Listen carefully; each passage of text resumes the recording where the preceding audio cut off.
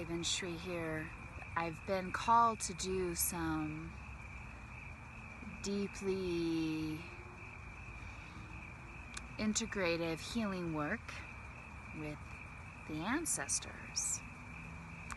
And so an idea, a belief, a paradigm that's out there is that when the physical body dies, the soul, consciousness, goes into this space, this frequency called the Bardo.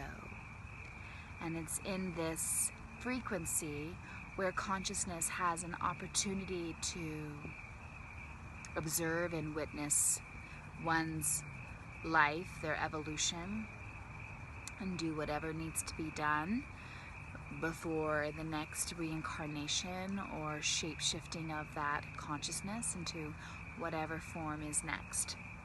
It's simply a human belief, a paradigm that has some value to explore. And from a shamanic practice, I have been journeying into the Bardo to work with, to commune with my ancestors.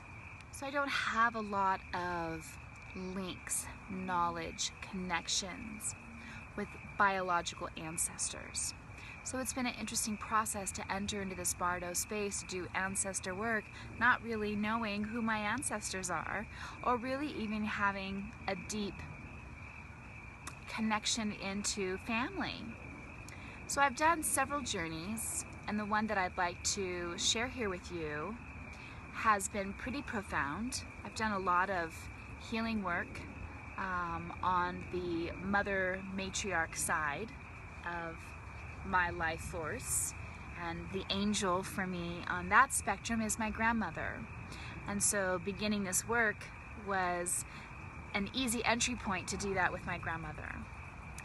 And then I was able to shift it into the masculine side of my family, my father and whoever his ancestors are and were.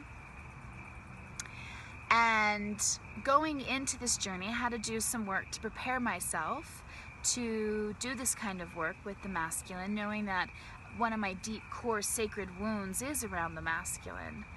In my lifetime, I've had a lot of traumas perpetrated against me from men. And one of my deep core wounds is around my biological father. So there's definitely something there for me to work with and heal. And so I entered into the Bardo with this intention. And what happened was pretty spectacular. I found myself on this stone table, naked, surrounded by all of these men who, in this dream state, I knew were ancestors of mine. Men from many generations that lived and loved and gave birth and perpetrated a bloodline that somehow ended up in me. And to be naked in front of all of these men, of course, with all of the traumas that I've had with men, was wonderful because there was no like sexual, lusty kind of energy in this experience. What I experienced was that these men were filled with gratitude and they were honoring me. And even though I wasn't a son, even though I wasn't a male carrying on their lineage, they are no longer in physical form in this life. And so they were connected to me in a loving way and grateful for who I am as a person, carrying on their legacy. Somehow they're living through me. And so I've never really had an elder male, especially a biological family male, adore me or love me like that. And it was so beautiful in this dream state, in this journey realm, to be surrounded by that energy and to allow myself to take it in. And even though it was made up, it allowed me to retrieve something that was lost, something that maybe had never formed.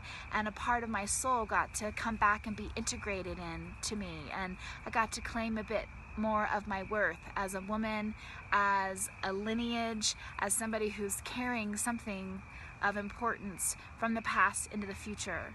So it was really beautiful to honor that masculine seed that is part of what brought me here. So I don't know their names, I don't know what my family tree looks like, but it was really sweet to be honored by these men who are no longer in physical form, and seeing me as something that brought their consciousness, their light, their life forward somehow, and to be recognized as valuable in that station, in that gift. So that was a beautiful shamanic journey that I was able to have, and now I'm wanting to keep that experience alive in my body and in my mind and in my heart, and to carry that ancestral grandpa energy with me and see how that will modify and evolve my relationship with the masculine, and see where it takes me. So I'm so grateful for the medicine of shamanic journeying, because it's powerful. It really helps me reclaim some lost pieces and find new ones too. So who are your ancestors, and how can you connect in with them, and